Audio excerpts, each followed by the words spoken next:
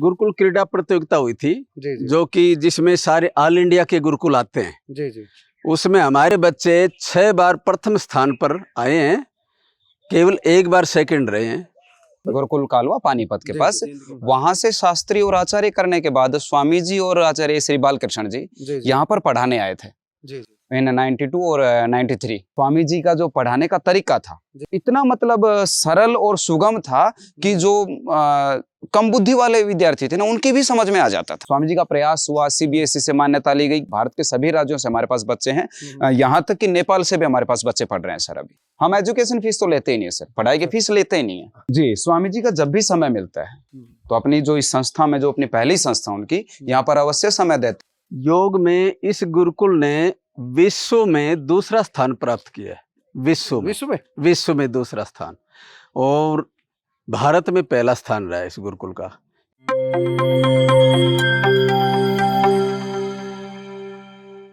दोस्तों सादर अभिवादन, मैं हूं महेश कुमार वैद्य और आप देख रहे हैं एनजेपी हरियाणा। आज हम मौजूद हैं गुरुकुल घासेड़ा में। ये वही गुरुकुल है जो इस समय योग गुरु बाबा रामदेव के अधीन संचालित है। यहाँ पर स्कूल भी चलता है, योग कक्षाएं भी चलती है। यहाँ पर संचालित सीबीएसई स्कूल के विद्यार्थियों ने योग के क्षेत्र में ऊंचा मुकाम हासिल किया है। आप अपनी स्क्रीन पर इन बच्चों की प्रतिभा को देख सकते हैं। इन बच्चों की प्रतिभा को देखकर आप दांतों तले उंगली दबाए बिना नहीं रहेंगे। इन्होंने अपना हर क्षेत्र में परचम लहराया है, चाहे हरियाणा हो या हरियाणा से बाहर। योग की जो इनकी विधा आप देख रहे हैं अपनी स्क्रीन पर, वह आगे भी आप लगातार देखते रहेंगे और हमारी बातचीत भी जारी रहेगी। हम आपको बता दें कि यहाँ के जो विद्यार्थी हैं, यहाँ के जो छात्र हैं, इन्होंने योग में कई पुरस्कार भी हासिल किए हैं। यहाँ पर योगाभ्यास भी सिखाया जाता है, हवन यज्ञ जो भी परंपराएं हैं यहाँ पर वो सारी पूरी होती है। और हमारे साथ मौजूद हैं, खास बात ये रतन देव जी बाबा रामदेव जी के इसी गुरुकुल में पढ़े हैं और यहीं पर आप भी इन्हीं से जानते हैं क्या दायित्व निभा रहे हैं रतन देव जी। सर मैं यहाँ पर संस्कृत अध्यापक और योग शिक्षक हूँ यहाँ पर। अच्छा, दोनों चीजें हैं। और आप बाबा रामदेव से पढ़े हुए हैं आप? बिल्कुल, बाबा रामदेव ने पढ़ाया आपको जो। तो थोड़ा सा आप, जैसे योग दिवस है, योग दिवस के उपलक्ष्य में ही हम यहाँ पहुँचे हैं और योग को जन जन तक पहुँचाने में योग तो सनातन विधा है, लेकिन बाबा राम एक बीच में एक ब्रेक आ गया था, बाबा रामदेव ने उसको बहुत आगे पहुँचाया है।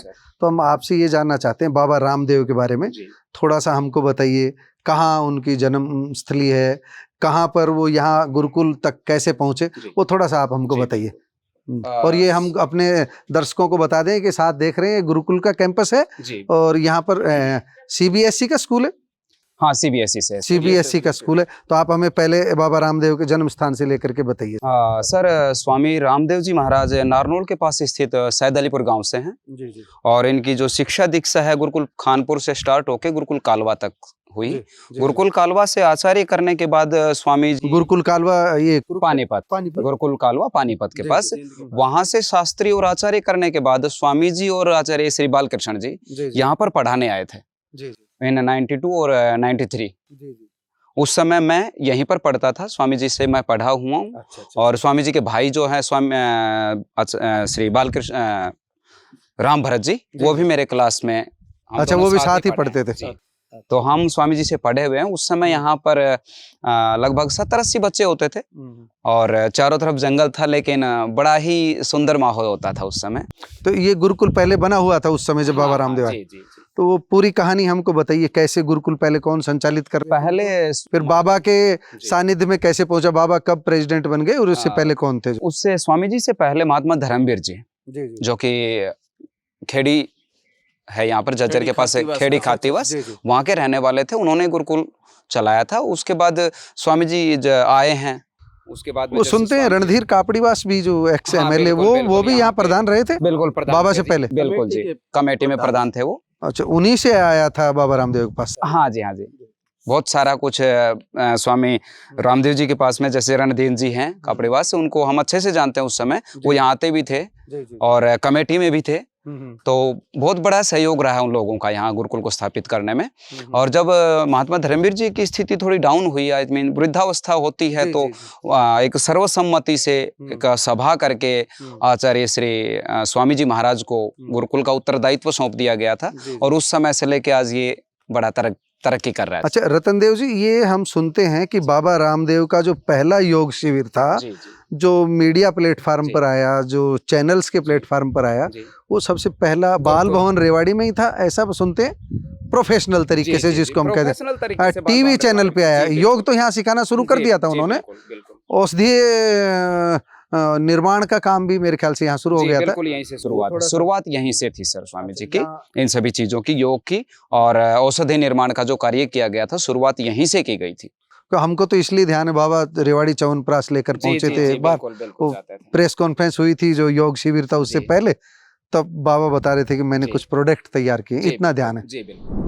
और आज स्वामी जी के सहयोग से अथवा स्वामी जी ने जो कदम बढ़ाए योग की तरफ, आपकी बात सत्य है कि जो महर्षि पतंजलि के द्वारा लिखा गया योग दर्शन था, उस समय तो योग दर्शन की बहुत बड़ी भूमिका थी योग की, लेकिन धीरे धीरे लोगों ने उसको विस्मृत कर दिया था।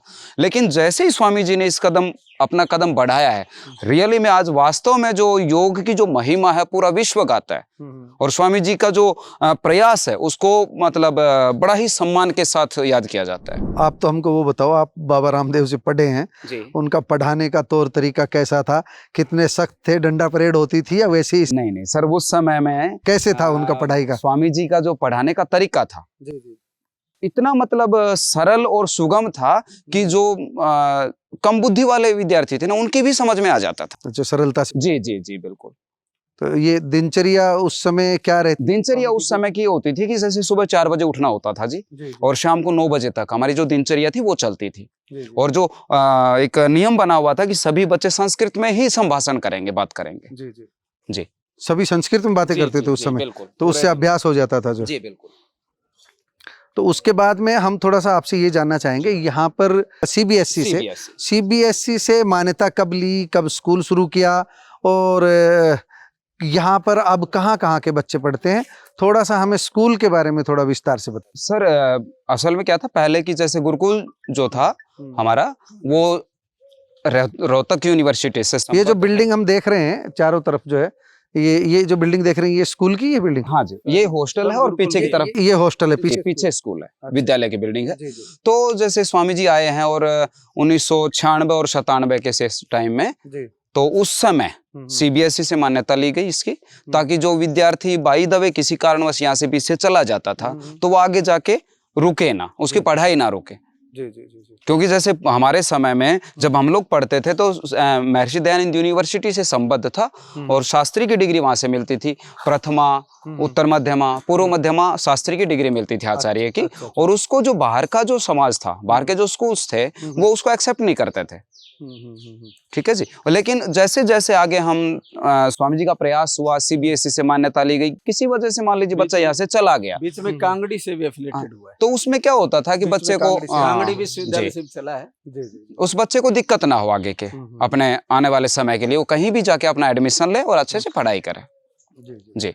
तो अभी यहाँ पर हम जो जाने, बच्चों की जो दिनचर्या होती है वो क्या होती है? सुबह कितने बजे उठना, क्या फिर उनके पास आहार की क्या व्यवस्था है, नाश्ते की क्या व्यवस्था रहती है, और उनको जो विशेष रूप से योग पर उनको कितना पारंगत योग में बनाया जाता है? सर जो हमारे दिनचर्या है वो सुबह 4 बजे से लेकर शाम को 9 बजे तक ही है। जैसे 4 बजे हमारे जो बच्चे हैं वो उठना शुरू कर देते हैं, एक 15-20 मिनट के अंतराल पे।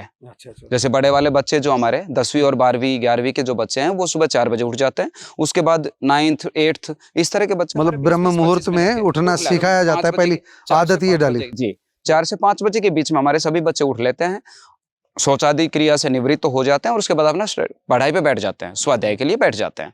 और उसके बाद जब हमारी योग की अभ्यास के घंटी लगती है, समय होता है, उस समय उनको यज्ञशाला पे अथवा यहाँ पार्क में या फिर पीछे खेल के। कितनी देर योग सिखाया जाता है? 1 घंटे का समय होता है रोजाना, 1 घंटे का। जी, अलग अलग आसन उसमें जो है। जी बिल्कुल। तो आप योग सिखाते हैं बच्चों को, विशेष रूप से जो आपके बच्चे हैं, कितने बच्चे हैं जो टोटल योग सीखने आ रहे हैं अभी सभी हमारे आते हैं? पास सभी बच्चे होते हैं सर। सभी का एक निश्चित होता है कि सभी बच्चे हमारे पास एक आधा घंटा के लिए सभी बच्चे योग में आएंगे ही आएंगे। उसके बाद आधे घंटे के बाद वो अपना दूसरे गेम्स में, दूसरे खेल हैं, कर सकते हैं। रतनदेव जी, जी। राज्य सरकार के स्तर पर, जिला प्रशासन के स्तर जी, पर जी। आपके जो यहाँ के जो बच्चे हैं जी। उन्होंने कुछ उपलब्धियां भी हासिल की। हाँ जी, बिल्कुल। थोड़ा उन उपलब्धियों के बारे में बताइए। जी बिल्कुल। हमारे बच्चे जो योग के मैं खुद अपने बच्चों को लेके जाता हूँ, उनके साथ जाता हूँ, चाहे वो 10 दिन के लिए जाना हो, 7 दिन के लिए, जैसे भी जाना होता है, जो आगे का नियम होता है, जो एक समय निर्धारित किया गया उस दौरान हम जाते हैं। तो मैं अपने बच्चों को लेके जाता, तो हमने जैसे हरियाणा में स्टेट लेवल पे, जी जी। ठीक है, सीबीएसई का जोनल या नेशनल लेवल हमारे बच्चे खेल चुके हैं सर। जी, नेशनल खेल चुके हैं जी हमारे बच्चे। तो राज्य स्तर पर भी उपलब्धियां जी, हैं, बिल्कुल। जिला जी, प्रशासन के स्तर पर भी जी, जी। और नेशनल पर भी जी, जा जी, चुके हैं। जी, तो आपने जैसे बताया नेशनल लेवल पर भी, जी, राज्य स्तर के लेवल पर जी। भी और जिला प्रशासन के स्तर पर भी जी। स्कूल ने काफी उपलब्धियां हासिल की है। जो राष्ट्रीय स्तर पर भी हमारे बच्चे खेल चुके हैं सर। तो हम थोड़ा सा ये भी जानना चाहेंगे कि अभी किन किन राज्यों के बच्चे यहाँ पर पढ़ रहे हैं और कितने बच्चे हैं अभी तक ये? जी, हमारे पास अभी फिलहाल 248 बच्चे हैं और अभी न्यू एडमिशन्स भी लगभग 30 के आसपास एडमिशन हो चुके हैं, जो कि अभी शुरुआत होगी सेशन की छुट्टी के बाद, तो बच्चे आ जाएंगे वो। और रतनदेव जी से ये जानना चाहें हम, दूसरे सीबीएसई स्कूल की तुलना में घासेड़ा गुरुकुल के सीबीएसई स्कूल में बच्चों को क्यों भेजा जाए, क्यों पढ़ाया जाए, क्या खास बात है, वो आप थोड़ी सी बताएं। जी बिल्कुल। असल में देखिए सर, आजकल सभी शहरों में एक अच्छे-अच्छे स्कूलों की स्थापना हो चुकी है। जी जी। लेकिन हमारे पास बच्चे क्यों आते हैं? जैसे मान लीजिए हमारे पास बच्चे जो पेरेंट्स हैं, वो ये सोच के भेजते कि हमारे बच्चा केवल शिक्षा ग्रहण ना करे, संस्कार उसको ग्रहण जीने का तरीका और संस्कार मिले। जी जी। इसलिए वो वहां से हटा के अपने बच्चे को यहाँ पे भेजता है। उसको एक जीवन जीने की कला और संस्कार तो यहाँ पर हॉस्टल की सुविधा है? जी जी। पूरे जो जितने बच्चे हैं वो सारे के सारे हॉस्टल में रहते हैं या आसपास के नहीं। कुछ बच्चे घर? हमारे पास सभी बच्चे हॉस्टल में ही रहते हैं। चाहे बिल्कुल लोकल हो, जी जी। कहीं का भी हो, रहना? जी बिल्कुल। और हमारे पास अभी फिलहाल लगभग सभी जगह से, भारत के सभी राज्यों से हमारे पास बच्चे हैं। यहाँ तक कि नेपाल से भी हमारे पास बच्चे पढ़ रहे हैं सर अभी। कोई गरीब बच्चे जैसे आते हैं, कुछ मदद होती है या जी, बिल्कुल। पढ़ाते हैं कुछ निःशुल्क, जी, या जी, दूसरे स्कूलों की तुलना में फीस हम यहाँ पर माने कि किफायत की है? जी बिल्कुल। अच्छा। कम है सर, वहाँ से बहुत कम फीस है। तो हम एजुकेशन फीस तो लेते ही नहीं है सर, पढ़ाई की फीस लेते ही नहीं है जी। बाबा रामदेव का कितने दिन में यहाँ आना हो जाता है?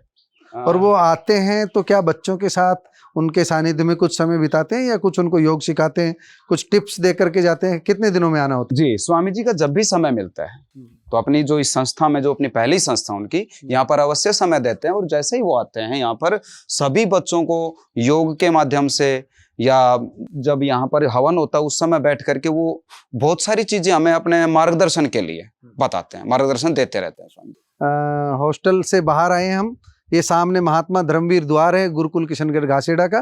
ठीक है, हम आगे बात करते हैं। अभी हमारे साथ भवानी शंकर शर्मा हैं, इनसे बात करते हैं।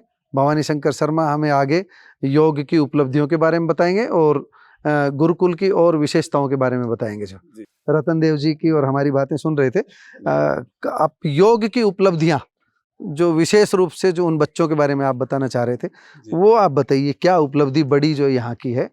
कल योग दिवस है, योग दिवस है 21 जून को, अंतर्राष्ट्रीय योग दिवस है। उस पर हम बताएं कि गुरुकुल घासेड़ा से ऐसे योगी निकले हैं जिन्होंने अपनी प्रतिभा का लोहा मनवाया। योग में इस गुरुकुल ने विश्व में दूसरा स्थान प्राप्त किया है। विश्व में दूसरा स्थान, और भारत में पहला स्थान रहा है इस गुरुकुल का। एक अच्छा, ये तो बड़ी खास बात आपने बताई। बच्चा था संदीप चाटे, तो विश्व योग प्रतियोगिता हुई थी जी। उसमें संदीप चाटे ने विश्व में दूसरा स्थान पाया जी। और ऑल इंडिया में प्रथम स्थान पाया। कहाँ के? महाराष्ट्र का वो बच्चा था। अब वो बच्चा पढ़ाई पूरी करके जा चुके? हाँ, पढ़ाई करके जा चुका, वो फौज में लग गया। अच्छा अच्छा अच्छा अच्छा, फौज में है जो। हाँ जी। तो उन्होंने पहला स्थान भारत में, हाँ, और विश्व स्तर पर। ये कौन से सन की बात है? ये सन तो मेरे याद नहीं है इस समय, 5-7 साल पहले। हाँ, लगभग 7-8 साल हो गए। और ये जो बिल्डिंग है, आप ये सामने जो पूरा का पूरा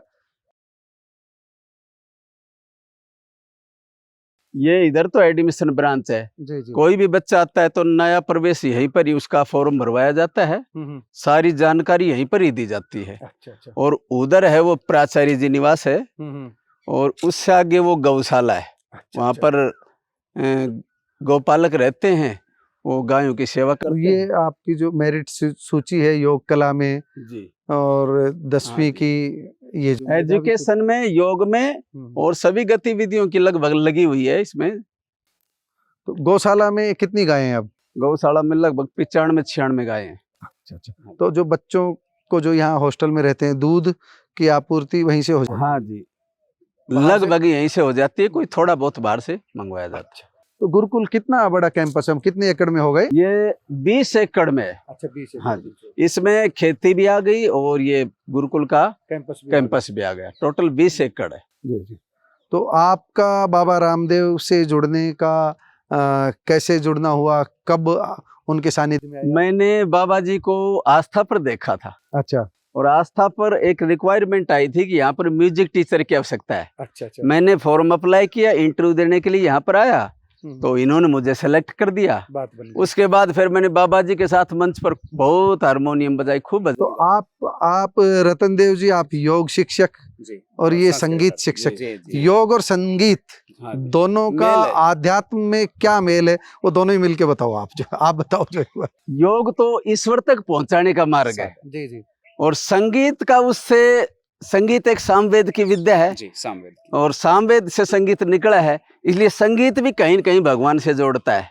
क्योंकि अब भगवान कृष्ण खुद जी बिल्कुल बंसी बजाया करते, भगवान शंकर नृत्य किया करते, हमारे जितने भी ऋषि मुनि और योगी पुरुष थे वो सब संगीत सीखते थे, क्योंकि संगीत भी ईश्वर तक ले जाता है। वो भवानी शंकर जी, कुछ आप संगीत के बारे में बात कर रहे थे, संगीत में भी, संगीत के क्षेत्र में भी यहाँ के स्टूडेंट्स की कुछ उपलब्धियां हैं जो बताओ। अखिल गुरुकुल क्रीड़ा प्रतियोगिता हुई थी, जी जी। जो कि जिसमें सारे ऑल इंडिया के गुरुकुल आते हैं। जी जी। उसमें हमारे बच्चे 6 बार प्रथम स्थान पर आए हैं, केवल 1 बार सेकंड रहे हैं। अखिल गुरुकुल क्रीड़ा प्रतियोगिता, अखिल भारतीय स्तर पर, हाँ जी, गुरुकुल क्रीड़ा प्रतियोगिता जो जी, तो ये संगीत में? हाँ जी, केवल संगीत में, वोकल म्यूजिक में। वोकल म्यूजिक में, जी जी जी। तो ये आप देख रहे थे, बाबा रामदेव इसी गुरुकुल में सबसे पहले उन्होंने योग विधा शुरू की थी, पढ़ाना शुरू किया था, योग सिखाना शुरू किया था। यहीं से वह रेवाड़ी गए और रेवाड़ी के बाल भवन में पहला योग शिविर लगाया। वही पहला योग शिविर था जो पहली बार टीवी चैनल पर जिसका प्रसारण हुआ, जिसे प्रसारित किया गया। और बाबा रामदेव उस समय इसके प्रधान थे, आज भी इस गुरुकुल के प्रधान हैं। यहाँ कितने बच्चे बता रहे थे? 248। यहाँ 248 बच्चे पढ़ रहे हैं, और अब तक हजारों बच्चे पढ़ करके अलग अलग जगह जा चुके हैं, अपने गाँव में जा चुके हैं, अपने शहरों में जा चुके हैं, और अच्छे पद पर पहुँचे हुए हैं, अच्छी सेवाएं दे रहे हैं देश की राष्ट्र निर्माण में, और विदेश में भी योग का प्रचार कर रहे हैं, देश में भी योग का प्रचार कर रहे हैं। देश और विदेश दोनों जगह इस गुरुकुल का डंका बजा हुआ है। जैसा अभी भवानी शंकर ने बताया, आपने सुना कि विश्व स्तर पर दूसरा स्थान और भारत में पहला स्थान ये गुरुकुल योग के मामले में पा चुका है। आप दोनों का बहुत बहुत धन्यवाद हमसे बात करने के लिए।